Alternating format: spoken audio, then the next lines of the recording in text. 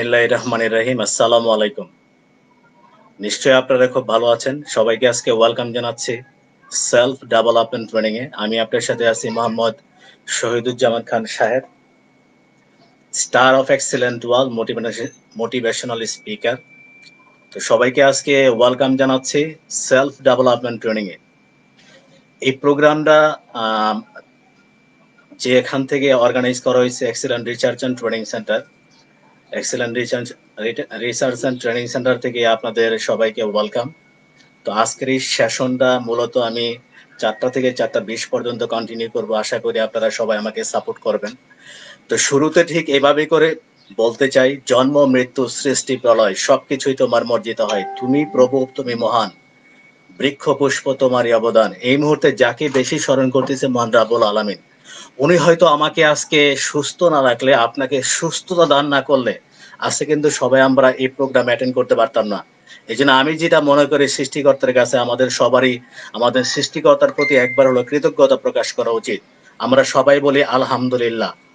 তো আজকে আমি আপনাদের যেটা বলতে চাচ্ছিলাম, আজকে আমাদের যে উদ্যোগ এক্সিলেন্ট ওয়াল থেকে নেওয়া হয়েছে, এটা আসলেই আমি বিস্মিত উদ্যোগ দেখে। প্রথমে আমি যার প্রতি কৃতজ্ঞ, আমাদের মাননীয় ব্যবস্থাপনা পরিচালক মিস্টার আনোয়ার হোসেন রয়্যাল রানা, যিনি দূরদর্শী এই নেতৃত্বের কারণে আজকে অনলাইনের মাধ্যমে আপনার চমৎকার সেশন আপনারা পেতে যাচ্ছেন। এটা আসলে নজিরবিহীন ঘটনা বাংলাদেশের প্রেক্ষাপটে। যদি নেটওয়ার্ক ইন্ডাস্ট্রিতে আপনারা বলেন, একটা মাত্র কোম্পানি আছে, সেটা হলো এক্সিলেন্ট ওয়াল, যেখান থেকে অনলাইনের মাধ্যমে আপনাদের প্রশিক্ষণ দেওয়া হচ্ছে। এই জন্য আমি বলবো, আজকে অনুভূতিতে কথা হবে, অনুভূতিতে হাততালি হবে, অনুভূতিতে ইয়াস আন্ড হবে। কি আমরা কি এটা আশা করতে পারি আপনাদের কাছ থেকে? চিৎকার হবে ঘর থেকে, আপনার ওয়াইফ বলবে পাগল হয়ে গেছে, আপনার মা বলবে পাগল হয়ে গেছে, পরিবারের যারা আছে সবাই বলবে পাগল হয়ে গেছে। তো আজকে চিৎকার গুলা শুনতে চাই। ঠিক আমি কান পেতে আছি, আপনার ঘর থেকে চিৎকার হবে কি আমরা কি সফল হতে চাই? আমি অলরেডি শুনতে পাইছি আপনারা সবাই ইয়েস বলুন। আসেন নেক্সট যেটা বলতে চাই, ওপেন ইউর মাইন্ডটা এখানে সবাই আজকে ওপেন করে বসতে হবে। এই মুহূর্তে আপনি পৃথিবীতে কি ঘটনা ঘটতেছে এটা আমাদের খুবই ইম্পর্টেন্ট না। ইম্পর্টেন্ট হচ্ছে এই মুহূর্তে আমরা কোথায় বসে আছি, এটা হলো ইম্পর্টেন্ট। আমরা কোথায় সংযোগ আছি, এটা হলো ইম্পর্টেন্ট। এই জন্য বললাম, অ্যাটেনশন যদি আজকে ট্রেনিং এর মধ্যে আপনারা রাখেন, এখান থেকে আমি সর্বোচ্চ দেওয়ার চেষ্টা করব। জানি না কতটুকু দিতে পারবো, বাকিটা সৃষ্টিকরের উপর ডিপেন্ড। তো এই জন্য বললাম, অ্যাটেনশন যদি আপনারা রাখেন, এখান থেকে কিছু একটা দিয়ে যেতে পারবো আমি আজকে আপনাদের। তো এই জন্য বললাম, দেখবেন বাচ্চারা যখন টিভিতে টম এন্ড জেরি দেখে, একটা সময় টম এন্ড জেরি দেখতে দেখতে কিন্তু সোফা সেট থেকে পড়ে যায়। ওই সময় কিন্তু ইচ্ছা করলে আপনার রিমোটটা তার হাত থেকে নিয়ে অন্য একটা চ্যানেল আপনি চেঞ্জ করতে পারবেন না। কেন? আপনার বেবিটা আপনাকে দিবে না। এতটুকু মনোযোগ সে টম এন্ড জেরির প্রতি, আবার এখন বর্তমানের মোটু পাতলুর প্রতি। এই জন্য বললাম, অ্যাটেনশনটা এরকমই রাখতে হবে। আবার অনেক সময় দেখা যায় আমরা শাহরুখ খানের কোনো ইমোশনাল দৃশ্য দেখা নিজের চোখ দিয়ে কিন্তু পানি এসে পড়ে। কেন? মনে হয় সেকাটা আমি খেয়েছি। আর অনেক সময় দেখা যায়, দেখবেন ছক্কা মারে সচিন আর খাট ভাঙ্গিয়ে আমরা। তো এরকম একটা অ্যাটেনশন কি হলে আমরা রাখতে পারবো? এই আজকে যারা অনলাইনে ট্রেনিং করতেছেন, এখানে কি আমরা রাখতে পারবো? তো এই জন্য একটা কথা বলবো আমি, মানুষের সকল শক্তির উৎস মন, আর মনের সকল শক্তির উৎস মনোযোগ। তার মানে হচ্ছে আপনার মনোযোগী শ্রোতা হতে হবে, তাহলে আমি কিছু দিতে পারবো। এই মুহূর্তে সবচেয়ে ইম্পর্টেন্ট ব্যক্তিগুলো আমার কথাগুলো শুনতেছেন, আর আমি যদি আপনার কাছে ইম্পর্টেন্ট হয়ে থাকি, আপনার কাছে ইম্পর্টেন্ট ব্যক্তিরা কথা হচ্ছে। এই জন্য আজকে আপনার আর আমার মধ্যে কথা হবে কি আমরা কি রেডি আছি? Check check check check the sound, are you ready? আসেন, Almighty Allah offer lots of spiritual reward for this month of Ramadan. You must observe fasting and refrain from sinful activities. May Allah bless you and your family.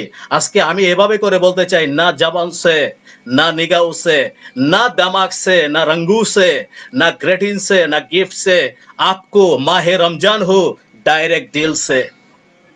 আজকে রমজানের মুবারকবাদ জানাই আজকের এই programme start করতে যাচ্ছি। তো প্রথমে যেটা বলবো, জন্ম মৃত্যু এই দুইটাই সৃষ্টিকর্তার হাতে। সৃষ্টিকর্তা জন্ম দিয়েছেন, কখনো কখনো ডাক আমাকে দিবে, সৃষ্টি তো আমাকে নিয়ে যাবে। কিন্তু প্রশ্ন হচ্ছে, পবিত্র কোরআনে এটা বলা হয়েছে, লোভ, হিংসা এবং অহংকার এই তিনটে হয়েছে পতনের মূল। এই জন্য বললাম, আমরা আজকে এই মহামারীতে আমি আপনাদের বলবো, আমি আপনাদের কাছে যে কোনো প্রকার কোনো ভুল ত্রুটি করে থাকি, মনের অজান্ত আপনাকে কষ্ট দিয়ে থাকি, আপনি আমাকে ক্ষমা করে দিবেন, আমি আপনাদের ক্ষমা করে দিলাম ইনশাআল্লাহ। আর এতটুকু বলবো, সৃষ্টিকর্তা কথা আমরা ক্ষমার যোগ্য, আমরা ক্ষমা পেতে চাই। ফর গিভ মি আল্লাহ, আল্লাহ আমাদের ক্ষমা করুন আপনি। এই জন্য অহংকার রাখা কখনোই ঠিক নেই, অহংকারটা পতনের মূল। এই জন্য বললাম, আমি এই জন্য বললাম, আপনি কোন ফ্যামিলিতে, আমি কোথায় জন্মাবো সেই সিদ্ধান্ত আমি দিতে পারি নাই। তাহলে বংশের গৌরব কেন? আমি জন্মাতে পারতাম মুচি মেথর ও আফ্রিকান কাউলাদের ঘরে। আমি আগামীকাল বেঁচে থাকবো না, মারা যাব তাও আমি জানি না। আমি ব্যস্ত যাব না দুযোগে যাব তাও আমি জানি না। আমি যাকে ঘৃণা করছি তার পূর্ণ হয়তো আমার চেয়েও বেশি। এই জন্য বললাম, সবে আমরা সৃষ্টিকর্তার প্রতি ক্ষমা প্রার্থী। এই জন্য বললাম, অহংকার জেরে দিয়ে এভাবে করে আমরা বলতে পারি, হে সৃষ্টিকর্তা আমাকে শান্তির কাজে নিয়োজিত করুন। যেখানে ঘৃণা আছে সেখানে ভালোবাসার বীজ বপন করতে দিন। যেখানে অন্ধকার সেখানে আসুক আলো, যেখানে সন্দেহ সেখানে আসুক বিশ্বাস, যেখানে হতাশা সেখানে আসুক আশা। হে করুণাময়, আমি ভালোবাসা চাই না, ভালোবাসতে চাই। আমি সান্ত্বনা চাই না, সান্ত্বনা দিতে চাই। ক্ষমা করলে যেহেতু ক্ষমা পাওয়া যায়, মৃত্যুর মধ্যে আমি ফিরে পেতে চাই আমার একটা অনন্ত জীবন। এরকম একটা অনন্ত জীবন রেখে যেতে পৃথিবীতে কেউ বেঁচে থাকবো না, কিন্তু আপনার নামটা বেঁচে থাকবো। এই নামের বদলতে আপনি পৃথিবী হয়তো আপনার ভালো কাজের জন্য আপনি ব্যস্ত যেতে পারবেন। এই জন্য সৃষ্টিকর্তা যখন আমাকে ডাক দিবে আমি চলে যাব। এই করোনাকে ভয় পেয়ে আমার লাভ নাই। সবার আগে তো আমার সৃষ্টিকর্তার ভয় পেতে হবে। সৃষ্টিকর্তা যখন আমাকে ডাক দিবে তখনই আমি উপরওয়ালার কাছে চলে যাব। এই জন্য আমিও প্রস্তুত, কখন আমাকে ডাকবে আমি চলে যাব। এই জন্য বললাম, hello brother, I have been waiting, I have been hurting, I have been falling, I need your help, my heart is breaking, so tired of crying, Allah I am calling, astaghfirullah, forgive me Allah। আমি এতটুকু বলবো, হে আল্লাহ আমাকে ক্ষমা করে দিন, আমি নতুন আঙ্গিকে নতুন ভাবে জীবনটা শুরু করতে চাই। আজকে আমিও বলবো, হ্যালো ব্রাদার, আপনিও সৃষ্টিকর্তার কাছে, মহান ব্যক্তির কাছে এই আমাদের এই ক্ষমাটুক যাতে আপনি করতে পারেন, এটা সৃষ্টিকর্তার কাছে বলেন। এভাবে করে আমরা সবাই দোয়া করি, ইনশাল্লাহ একদিন এই পৃথিবীটা সুস্থ হয়ে যাবে, বাংলাদেশ সুস্থ হবে, প্রত্যেকটা মানুষে ইনশাল্লাহ সুস্থ সবল নিয়ে আবার আমরা কাজে ঝাঁপিয়ে পড়তে পারবো, এই আশাবাদ আমি ব্যক্ত করতেছি। পরে আজকে আমি সামনে এগোচ্ছি। আজকে একটা ব্যক্তির ছবি আপনারা এখানে দেখতেছেন। হাসির দড়ি গলায় পড়ার পরও এমন হাসি মুখে থাকা পৃথিবীর ইতিহাসে বিরল। পৃথিবীতে কখনো দেখছেন যখন তার ফাঁসি হবে সে এরকম হাসি মাখা মুখ নিয়ে সে এভাবে করে জীবনটাকে সামনে এগিয়ে নিয়ে যায়? কখনো কি দেখছেন এরকম? আপনারা কখনো দেখেন নাই। এই হাসি মুখে কখনো আপনারা রশি পড়তে দেখছেন? আসেন এই ব্যক্তির কথা একটু বলে নেই। এই সেই হামজা বেনদালাস, যিনি 217টি ব্যাংক থেকে $40 কোটি হ্যাক করেন, ফিলিস্তিনি অনাহারে অর্ধাহারে মানুষদের মাঝে বিলিয়ে দেন। আদালতে তার ফাঁসির রায় হলো, অবশেষে হাসি মুখে ফাঁসিতে ঝুলে পড়েন। আদালতের বক্তব্য পরিষ্কার ছিল, আমি কোনো পাপ করিনি, গরিবের পেট চাপা দিয়ে সমাজের দুর্নীতিবাজরা যে পয়সা জমা রেখেছিল আমি তো গরিবের পেটেই পৌঁছালাম, এটা কি আমার অপরাধ? আদালতের কাছে তার ভাষ্যটা এরকমই ছিল। আজকে আমি বলবো, মানুষ তো মানুষের জন্য, মানুষ কি পারে না দিতে একটু সহানুভূতি, একটু সান্ত্বনার পরশ? আজকে একটু বলবো, হ্যালো ব্রাদার, আজকে আমাদের দেশে না বিশ্বে মহামারী করোনা ভাইরাসে আমরা অনেক দেশই আক্রান্ত। কিন্তু প্রশ্ন হচ্ছে, এখন যদি আমরা এই সব মেহনতি মানুষের কাছে, দিন মজুরদের পাশে, এই নিম্ন মধ্যবিত্ত ফ্যামিলির পাশে আমরা না দাঁড়াই, তাহলে কখন দাঁড়াবো? কখন আমাদের মনুষ্যত্ব জেগে উঠবে? আরে ভাই, আপনি 500 লোকের অ্যারেঞ্জমেন্ট করতে পারেন নাই, আপনি 100 জনের তো পারেন, 100 জনের পারেন না, 50 জনের তো পারেন, 50 জনের পারেন না, আপনি 20 জনের তো পারেন, 20 জনের পারেন না ভাই, 10 জনের তো আপনি পারেন, 10 জন পারেন না, আপনি 5 জন কত সহযোগিতা করতে পারেন, 5 জন পারেন না। আপনার দ্বারা কি 2টা ব্যক্তিকে সহযোগিতা করা সম্ভব না? সম্ভব। এই জন্য একটা দিল থাকা দরকার, একটা মন থাকা দরকার, একটা বিগ হার্ট থাকা দরকার। টাকা থাকলে মানুষ কাউকে কখনো সহযোগিতা করতে পারে না। এই জন্য বললাম, টাকা হলে যদি সহযোগিতা করতো, আজকে বিত্তবান কিন্তু বাংলাদেশে অভাব নাই। তারা এখন দেখেন কোথায় আছে, অনেকেই আসছে কিন্তু প্রশ্ন হচ্ছে অনেকেই তো এখনো আসে নাই, তো আমরা কখন আসবো? বিশ্বাস করে আমি মরার পরে আমার সাদা কাপড়ে কি পকেট থাকবো? আমি এত কিছু কি পকেটে করে আমি কবরে নিয়ে যেতে পারবো? তাহলে আমি এত টাকা দিয়ে এত সম্পদ দিয়ে আমার কি হবে? আসেন না একটু মানুষের পাশে একটু আমরা দাঁড়াই, একটু সহানুভূতি একটু প্রকাশ করি। আরে দিলটা বড় থাকতে হবে, দিল বড় থাকলে অনেক কিছুই সম্ভব, নাইলে অনেক কিছুই সম্ভব না। আজকে একটা ব্যক্তির কথা বলি, হ্যালো ব্রাদার, এই ব্যক্তির কথা আপনারা অনেকেই জানেন। শেরপুর জেলার ঝিনাইগাতি উপজেলার ভিক্ষুক নাজিম উদ্দিন প্রতিদিন 1-2 টাকা জমিয়ে স্বপ্ন দেখতেন একটি নতুন ঘর বুনবেন। কথা অনুযায়ী জমিয়েছেন 30,000, কথা অনুযায়ী জমিয়েছেন 10,000 টাকা। কিন্তু সেই টাকায় তিনি ঘর তৈরি না করে উপজেলার নির্বাহী অফিসারের মাধ্যমে করোনা তহবিলে দান করেছেন। মাশাআল্লাহ, আলহামদুলিল্লাহ। আজকে দেখেন, যে ব্যক্তিটা ভিক্ষা করে সারা জীবনের সঞ্চয় এই 10,000 টাকা জমিয়েছিলেন বাড়ি করার জন্য, আজকে এই করোনার এই মহামারী সংক্রমণের কারণে উনিও আজকে এত নিচু লেভেলে থাকা সত্ত্বেও আজকে হৃদয়টা কত বড়, তারা মেহনতি মানুষের কাছে শেষ সম্বলটুকু দিয়ে দিছে। তো প্রশ্ন হচ্ছে, হ্যালো ব্রাদার, আমরা কি পারি না ওনাকে অনুকরণ করতে? আমরাও তো পারি একটু এগিয়ে আসতে, কেন আমরা আসবো না?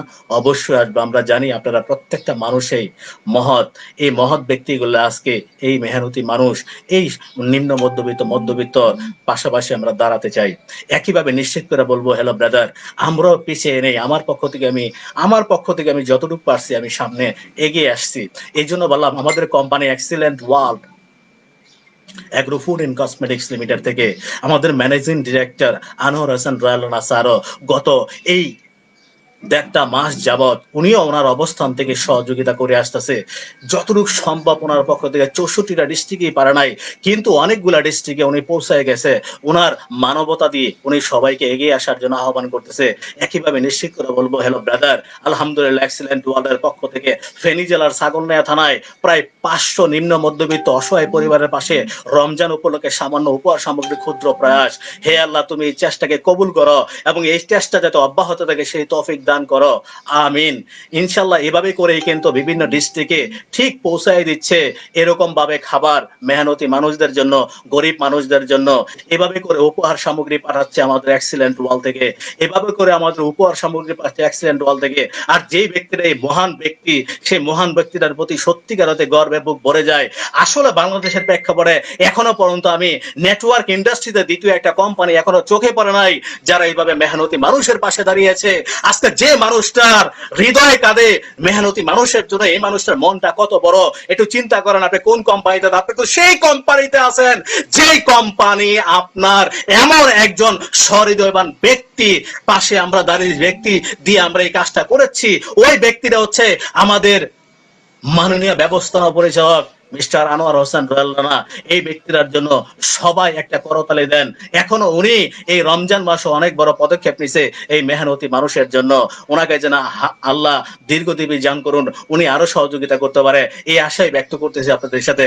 এই জন্যই বললাম, হ্যালো ব্রাদার, আজকে একটা গল্প দিয়েই এই এই ট্রেনিংটা শুরু করতে যাচ্ছি। আসেন, সেই গল্পটা বেসিক্যালি কি।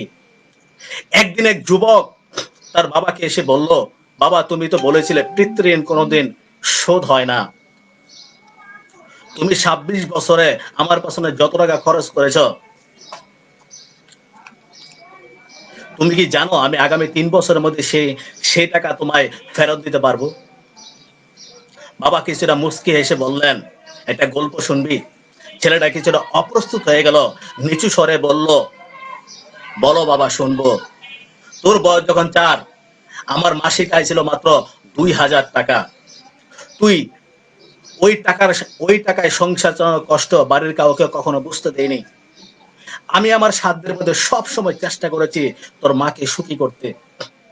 তোকে যেবার স্কুলে ভর্তি করালাম, সেবার প্রথম আমি আর তোর মা পরিকল্পনা করেছিলাম আমার আমরা তোর পড়ার খরচের বিনিময়ে কি কি ত্যাগ করব।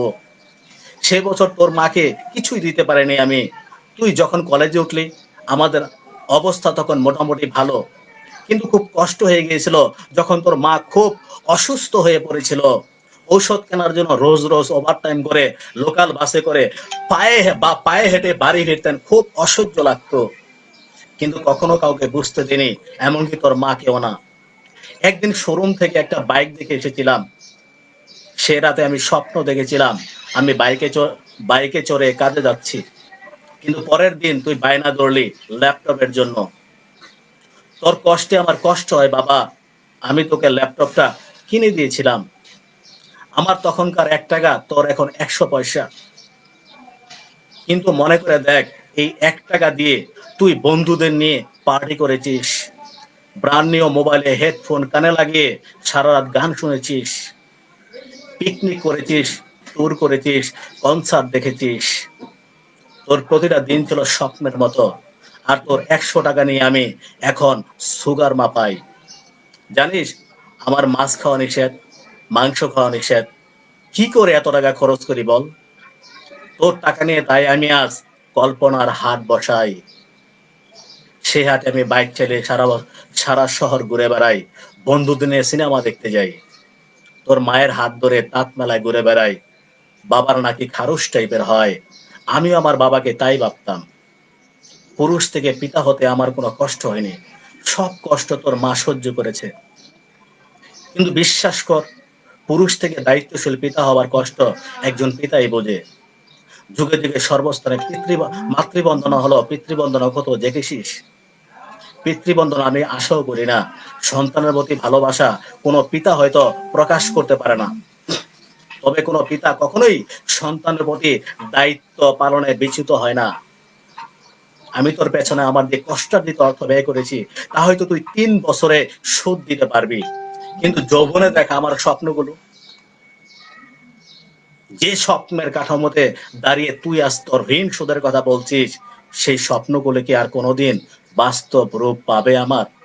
আর যদি বলিস বাবা আমি তোমার টাকা না, তোমার ভালোবাসা তোমায় ফিরিয়ে দেব, তাহলে বলবো বাবাদের ভালোবাসা কখনো ফিরিয়ে দেওয়া যায় না রে। তোকে একটা প্রশ্ন করি, ধর তুই আমি আর তোর খোকা 3 জন এক নৌকায় বসে আছি, হঠাৎ নৌকাটা ডুবতে শুরু করলো, যে কোনো একজনকে হঠাৎ নৌকাটা ডুবতে শুরু করলো, যে কোনো একজনকে বাঁচাতে পারবি তুই? কাকে বাঁচাবি?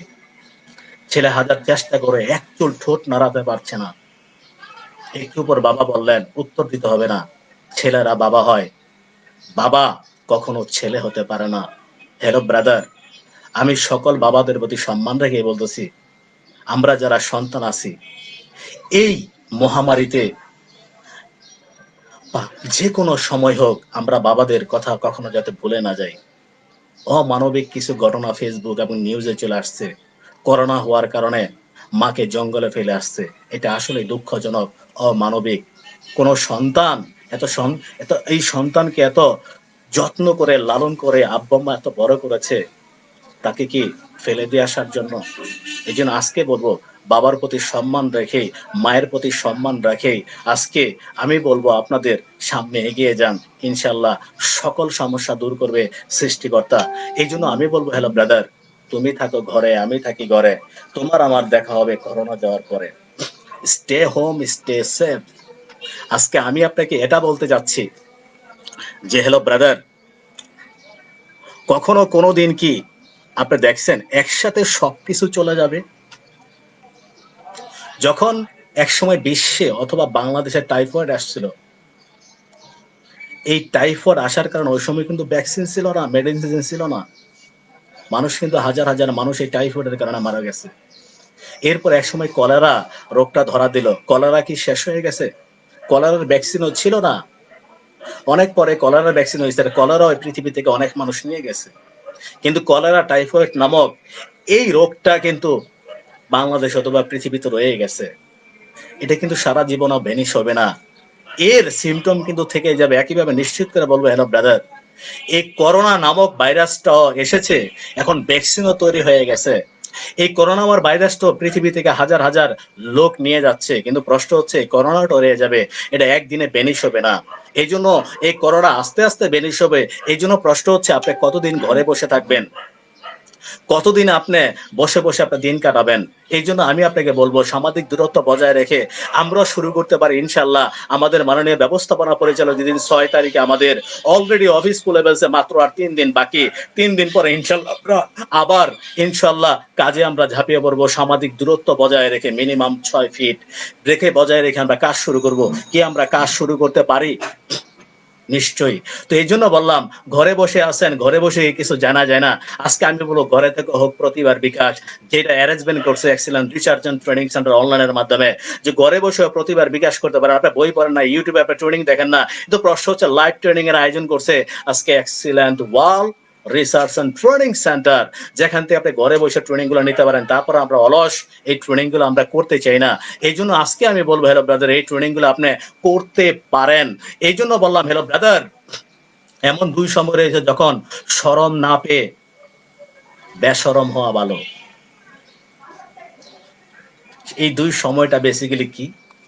নাম্বার ওয়ান, প্রথমটি হলো কোনো কিছু শিখার ক্ষেত্রে শরম পাওয়ার দরকার নাই, আপনি বেশরম হন, তাতে আপনি লোজার হবেন না, আপনি গেইনার হবেন। দ্বিতীয় হলো ব্যবসা করার ক্ষেত্রে, বা আমি বিজনেস করি, আমার লজ্জা কিসের? আমি একজন বিজনেসম্যান, আমার কাজ হলো সেল করা। তো আমি যতটুকু জানছি, আমার যতটুকু সেল ডেভেলপমেন্ট হয়েছে, এটা দিকে আমি আগে সেল করি নাই, এখন আমি সেল করব।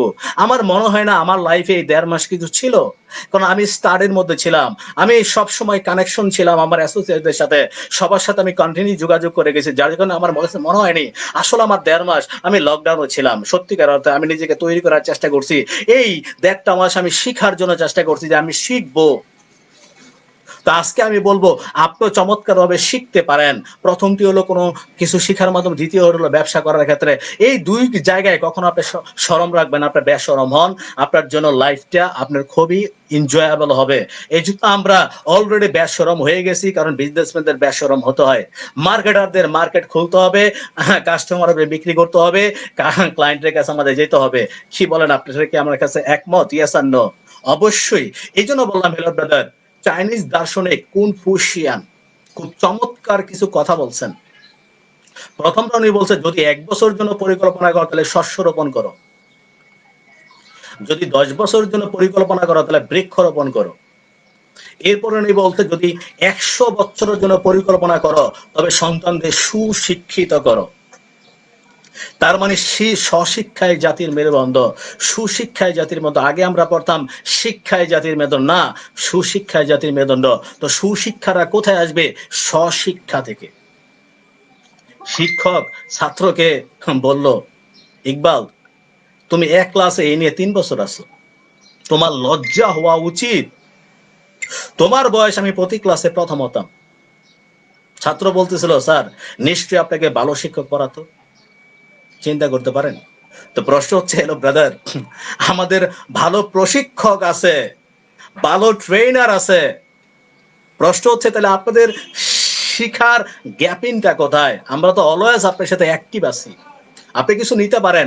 প্রশ্ন হচ্ছে, পৃথিবীর সকল শিক্ষক গুলিয়ে যদি বর্তা না চা বানাও আপনাকে খাইয়ে দেওয়া হয়, যদি আপনি মনে না করেন আমি কিছু শিখবো, আপনাকে পৃথিবীতে কেউ শিখাতে পারবেন না। সেটা আপনার আব্বা মা না, আমি তো দূরের কথা, আমাদের ট্রেনাররা তো দূরের কথা। শিখার জন্য আপনার মানসিকতা, আপনার মেন্টালি সেট আপ করতে হবে। এই জন্য mind set up, skill set up. মাইন্ডটাকে সেট আপ করেন যে আমি শিখবো, নিজেকে স্কিল করব, নিজের সেলফ ডেভেলপমেন্ট আমি নিয়ে আসবো, তাহলে আপনার দ্বারা শিখা সম্ভব। এছাড়া আপনার কেউ পৃথিবীতে কেউ শিখাতে পারবে না। এই জন্য বললাম হ্যালো ব্রাদার, স্টিভ জবস একটা কথা বলছে, চমৎকার একটা কথা বলছে, ক্ষুধার্ত থেকে বোকা থেকো। তার মানে হচ্ছে সবসময় ক্ষুধার্ত থাকলে আপনি কিছু নিতে পারবেন, বোকা থাকলে বুঝতে পারেন। বোকা মানে হচ্ছে ওই বোকা না, ইন্টেলিজেন্ট বোকা। ইন্টেলিজেন্ট বোকা, আপনাদের বুদ্ধিমান বোকা যারা, তারা পৃথিবীতে সফল হয়। বিশ্বাস করেন, আমি আপনাকে কিছুই দিতে পারবো না যদি আপনি নিতে না চান। আর যদি আপনি সবকিছু জানেন, এই চিন্তা আপনার নিয়ে বসে আপনি ট্রেনিংটা করেন, আমি আপনাকে কিছুই দিতে পারবো না। মানে ছোটবেলায় কিছু বাক্য রচনা আমরা পড়ছি এরকম, খেলতে খেলতে কি হয় খেলোয়াড়, জানতে জানতে। এই জন্য বললাম, এই জন্য আমরা কিছু শিখতেই পারি না। এই জন্য দোলনা থেকে কবর পর্যন্ত আমরা শিখতে পারি যদি আমরা ক্ষুধার্ত থাকি, যদি আমরা বুদ্ধিমান বোকা হয়ে থাকি। দেখেন, একটা গ্লাস যদি আমি রাখি, এই গ্লাসটা যদি ভরা থাকে, পানিতে ভরার থাকে, তাহলে আপনি ভরা পানিতে যদি আপনি পানি ঢালতে থাকেন, পানিটা কি এই গ্লাসের মধ্যে থাকবে? গ্লাস থেকে উপড়ায় পড়বে। তো প্রশ্ন হচ্ছে, আপনার এই ব্রেনটাকে যদি আপনি ভরাট করে বসেন, আমি শাহেদ খান আপনাকে কোনো কিছুই দিতে পারবো না। আর যদি গ্লাসটা আপনি খালি করে বসেন, তাইলে আমি আপনাকে কিছু দিতে পারবো। তো এই জন্য বললাম, ক্ষুধার্ত থেকো, বোকা থেকো।